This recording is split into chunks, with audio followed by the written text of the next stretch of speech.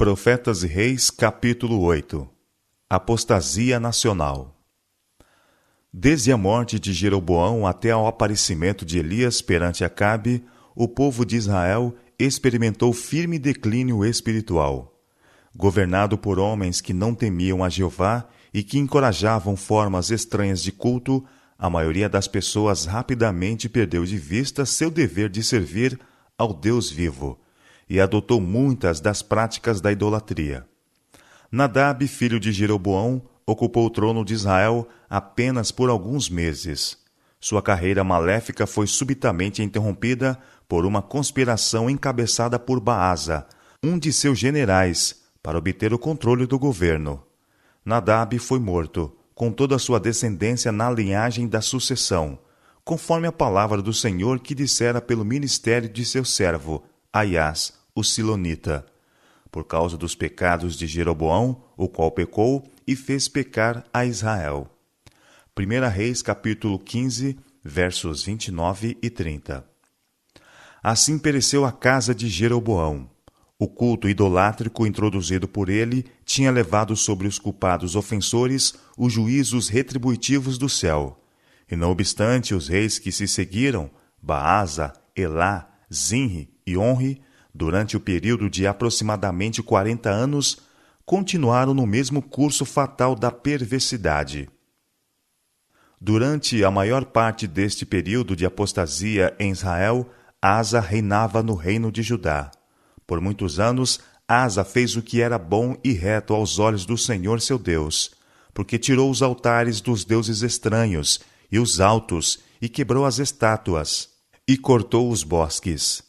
E mandou a Judá que buscassem ao Senhor Deus de seus pais, e que observassem a lei e o mandamento. Também tirou de todas as cidades de Judá os altos e as imagens do sol, e o reino esteve quieto diante dele. 2 Crônicas, capítulo 14, versos 2 a 5. A fé de Asa foi posta em severa prova quando Zerá, o etíope, saiu contra eles com um exército de milhares e 300 carros, e invadiu o reino.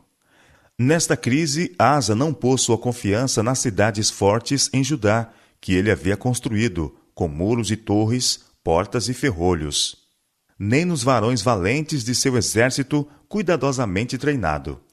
A confiança do rei estava em Jeová dos exércitos, em cujo nome maravilhosos livramentos tinham sido operados em favor do Israel do passado. Pondo suas forças no campo de batalha, ele procurou o auxílio de Deus. Os exércitos inimigos estavam agora frente a frente. Este era um tempo de prova para os que serviam ao Senhor. Fora confessado cada pecado? Tinham os homens de Judá plena confiança no poder de Deus para livrar? Tais eram os pensamentos que ocupavam a mente dos líderes. De todo ponto de vista humano, o vasto exército do Egito varreria tudo que se lhe antepusesse. Mas no tempo de paz, Asa não se havia entregue a divertimentos e prazeres. Ele estivera se preparando para qualquer emergência.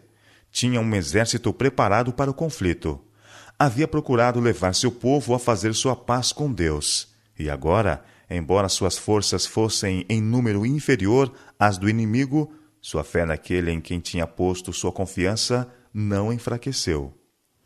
Havendo buscado ao Senhor nos dias de prosperidade, o rei podia agora, no dia da adversidade, descansar nele. Suas petições mostravam que ele não era estranho ao maravilhoso poder de Deus. Nada para ti é ajudar, suplicou ele. Quero poderoso, quero de nenhuma força. Ajuda-nos, pois, Senhor nosso Deus, porque em ti confiamos, e no teu nome viemos contra esta multidão. Senhor, tu és o nosso Deus, não prevaleça contra ti o homem. 2 Crônicas, capítulo 14, verso 11. A oração de Asa é dessas que cada cristão fiel pode apropriadamente oferecer. Estamos empenhados numa guerra, não contra a carne e o sangue, mas sim contra os principados e as potestades, e contra as maldades espirituais nos lugares celestiais. No conflito da vida, temos de enfrentar os instrumentos do mal que se arregimentaram contra o direito. Nossa esperança não está no homem, mas no Deus vivo. Com plena certeza de fé, podemos esperar que ele unirá sua onipotência aos esforços de instrumentalidades humanas para a glória de seu nome. Vestido com as armas de sua justiça, podemos obter a vitória sobre todo o inimigo. A fé do rei Asa foi assinaladamente recompensada, e o Senhor feriu os etíopes diante de Asa e diante de Judá, e fugiram os etíopes. E Asa e o povo que estava com ele os perseguiram até Gerar, e caíram tantos dos etíopes que já não havia neles vigor algum, porque foram quebrantados diante do Senhor e diante do seu exército. 2 Crônicas, capítulo 14, versos 12 e 13. Ao retornarem os exércitos de Judá e Benjamim a Jerusalém, veio o Espírito de Deus sobre Azarias, filho de Obede, e saiu ao encontro de Asa, e disse-lhe: Ouve-me, Asa, e todo Judá e Benjamim. O Senhor está convosco, enquanto vós estáis com ele, e se o buscares, o achareis. Porém, se o deixardes, vos deixará. Mas esforçai-vos, e não desfaleçam as vossas mãos, porque a vossa obra tem uma recompensa. 2 Crônicas, capítulo 15, versos 1, 2 e 7. Grandemente encorajado por essas palavras, Asa logo promoveu uma segunda reforma em Judá. Ele esforçou-se e tirou as abominações de toda a terra de Judá e de Benjamim, como também das cidades que tomara nas montanhas de Efraim, e renovou o altar do Senhor, que estava diante do pórtico do Senhor. E ajuntou a todo Judá e Benjamim, e com eles os estrangeiros de Efraim e Manassés, e de Simeão, porque de Israel vinham a ele em grande número, vendo que o Senhor seu Deus era com ele. E ajuntaram-se em Jerusalém no 3º mês, no ano 10º do reinado de Asa. E no mesmo dia ofereceram em sacrifício ao Senhor, do despojo que trouxeram, 600 bois e 6.000 ovelhas.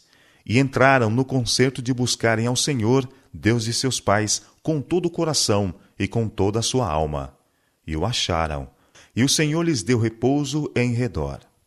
2 Crônicas, capítulo 15, versos 8 a 12 e verso 15. O longo relato do fiel serviço de Asa foi mareado por alguns erros, cometidos nas vezes em que ele deixou de pôr sua confiança inteiramente em Deus. Quando, certa ocasião, o rei de Israel entrou no reino de Judá e capturou Ramá, uma cidade fortificada diante apenas uns 8 quilômetros de Jerusalém, Asa procurou livramento, fazendo uma aliança com Ben-Hadad, rei da Síria.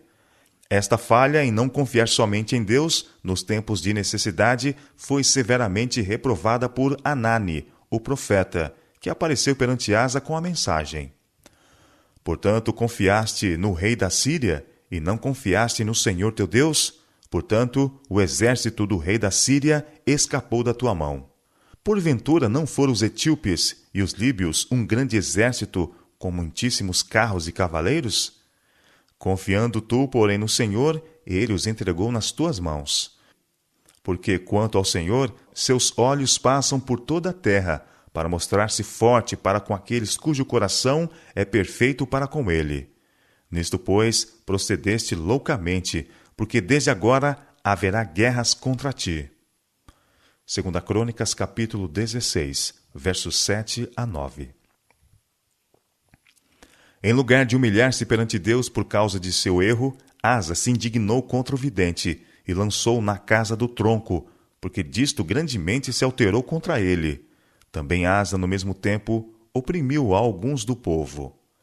2 Crônicas, capítulo 16, verso 10.